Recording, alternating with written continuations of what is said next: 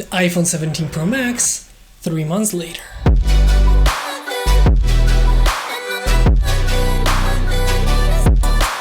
So with the release of the iPhone 17 Pro Max, I wanted to get one to use as a daily driver, and I'm still using one to this day. So 3 months later, what are my thoughts and how do I like it? Because originally I was really critical of it, but have things changed throughout those 3 months? And after the hype died down, how actually good is it? First off, I have to say the iPhone 17 Pro Max really grown on me. At first, I was really critical of so many things about it. Coming from Xiaomi 14 Ultra as a daily driver, I found things that were just, horrible for me when I changed into the iPhone 17 Pro Max. You have to remember, I am not in the Apple ecosystem, so all the things are outside of it. But luckily for me, something like the Oppo Watch that I have on myself is actually natively pretty much connecting to the Apple iPhone 17 Pro Max. So this works amazing. There's no problems whatsoever, to the point that sometimes I feel like it works even better than it worked before. And while today I'm gonna focus mostly on the cameras and the photo and video performance of the iPhone 17 Pro Max, there are some different things that I wanted to talk about and touch about that I talked about before when I got the iPhone 17 Pro Max. One thing that I was kind of unsure about was the everyday performance of the iPhone 17 Pro Max. I was a little bit unsure how I'm gonna go through that, because using a Xiaomi with the Android, it was really simple to connect to the PC, drop the photos and videos. Everything was a little bit more seamless with things like the Quick Share, for example, where I can wirelessly transfer photos and videos really quickly between my laptop and the Xiaomi. But I was able to find alternatives like the local send, which pretty much works like the Quick Share on the Androids, which is really nice because local send is working on all devices that I have, no matter if it's an iPhone, a Windows-based PC, or an Android smartphone. All devices can get it and it's working between them as long as they are on the same Wi-Fi connection. It's pretty much like an AirDrop or Quick Share.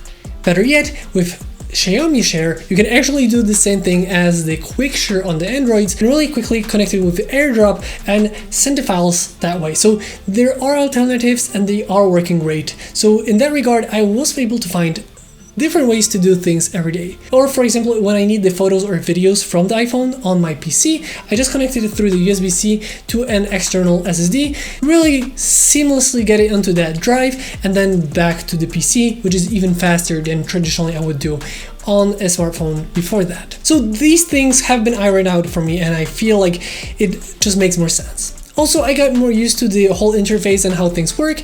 While not ideal in many situations, still I feel the keyboard is not as good as it could be, especially coming from what I had on the Xiaomi. But I'm used to it and it's better. I just got more used to it. The whole way it works is pretty much good. And with how strong the iPhone 17 Pro Max is, super smooth for daily usage and great for gaming. Speaking of games, you have to check out Instant Gaming. On Instant Gaming, you can find great deals on games and subscriptions. This is the place where I actually go to when I'm looking for games for my consoles and handhelds. I was able to find Batman Arkham Trilogy for just a couple of dollars, and many other great daily deals on there. And also, together with Instant Gaming, we're doing a giveaway where one of you can win a game of your choice. If you're interested in this month's giveaway, check out the link down below. You can also now see that these are 3D wallpapers. Essentially, you can take any photo, put it into 3D, and now as you can see, it moves around. You can see the background being in different spaces when you move the phone around, which is a really cool thing to have on your smartphone. Just makes it much more futuristic, and I really like that. But going to the main point of today's video, the cameras on the back.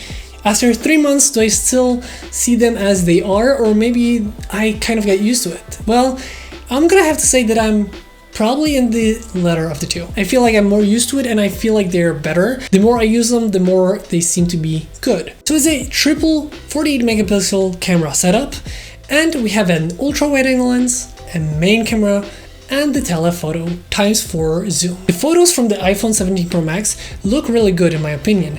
They look really natural and they have great skin tones. So if you're shooting a lot of photos of people and portraits, iPhone has probably the best color science for skin tones. So usually for that kind of shots and for everyday shooting when you want to take a photo of someone, the iPhone is definitely one of the best, if not the best, out there on the market. But I don't think it's the best for photo enthusiasts. I think the Vivo or Xiaomi's tend to have a little bit more artistic look and that pro camera look to them when compared to the iPhone.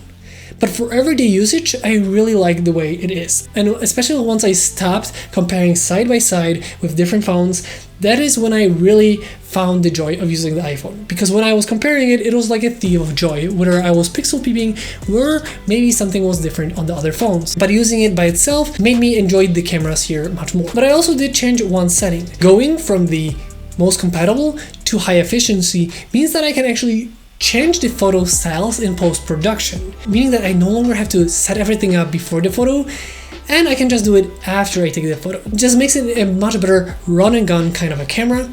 And thanks to this, I can edit that in post-production without really going into edits, just with the photo style. Also, if you like to push your photos to the max and really take advantage of what cameras and sensors you have here, you can shoot in RAW. Thanks to this, you can edit that in post-production. And if you like the photos you see on screen and you would like to have that editing in one click, check out the link down below for my Lightroom preset packs. They're gonna be linked down below in the description. And also the camera button on the side, which before, I wasn't that happy about because I felt like it's not in the best space. It should be somewhere here, but it's more in the middle, so it's a little bit farther. But I found really good usage for it once I get to using it on daily basis. Essentially, when I take it out of my pocket, it is right where my thumb is. So if I want a really quick photo, when I take it out of the pocket, I already press it once to open the camera app and second time to take a photo. So it's a really good camera button for those quick occasions where I want to have that quick photo. Overall, I feel like these are good. While I do still feel like the close focusing distance isn't as good as it could be, especially compared to other competition. I feel like the iPhone doesn't like that, macro look to it. There is just not a lot of close focusing distance on these lenses, which in my opinion, when testing out all the different competition, is way back behind. Meaning a lot of times you're using the different lens than you would like to. So for example, you do not have macro on the telephoto, which I really like on different smartphones. Also, the lenses usually change to a one that is wider than I wish. So I'm using the wide angle lens instead of the normal main camera sensor, or the main instead of the telephoto, because you're a little bit too close and it feels like I'm already so far. So there is kind of that, but at the same time, I do feel like every day I'm pretty happy with how the photos tend to look, and they're really consistent, which makes it even more better in the usage. But for those that are looking into pro photo modes on the iPhone, natively on the camera app, you do not have things like the ISO or the shutter speed, so you cannot change those things. You have to have a separate different app for that. But overall, the photos are pretty nice on the iPhone 17 Pro Max. By the way, if you like the music in this video or in any other of my work, check out the links down below for the music that I use, which is perfect for YouTube. In terms of video, I feel like the iPhone is still the best out there on the market. It does feel like it's a little bit softer when compared to different smartphones, but in a good way. The softer kind that many photographers actually prefer.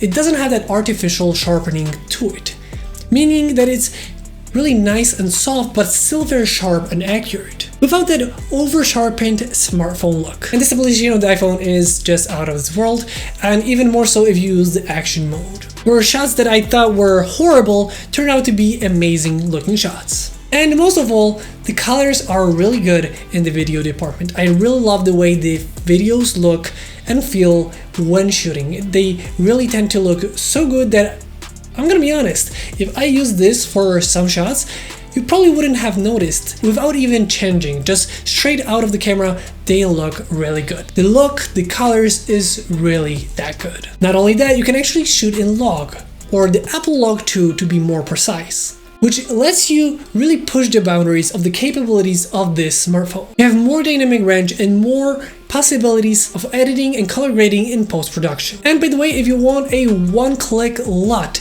going from log to a finished product that is free, check out the link down below for my free Apple Log 2 LUT. Not only that, if you use an external app like the Blackmagic app, you can actually shoot in open gate, meaning that you have a more of a squarish shot.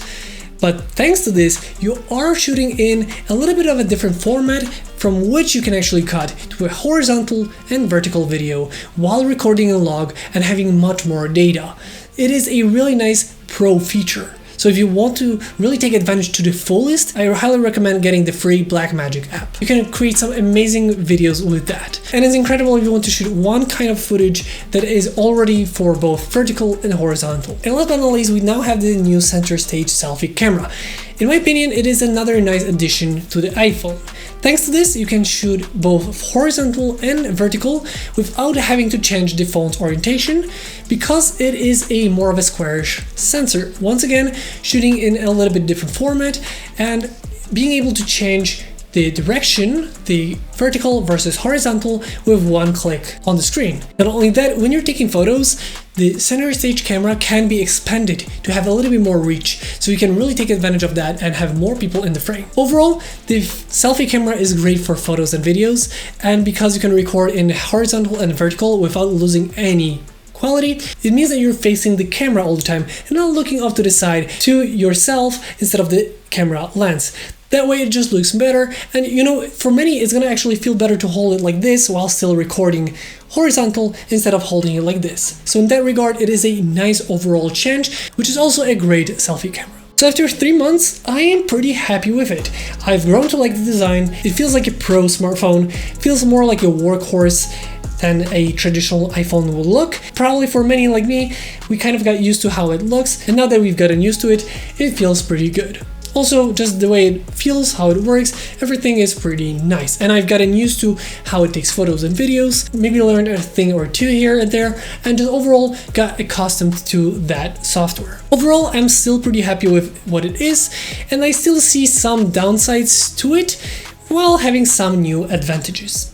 Overall, it's a great phone. If you're looking strictly for an iPhone, then I can highly recommend the iPhone 17 Pro Max. It is a nice step in the right direction. With that being said, let me know in the comment section down below what do you think about the iPhone 17 Pro Max now that the hype has died a little bit. With that being said, I hope you guys enjoyed this video. If you did, don't forget to like, comment, and subscribe. I hope you guys enjoyed this video once again, and I'll see you next time.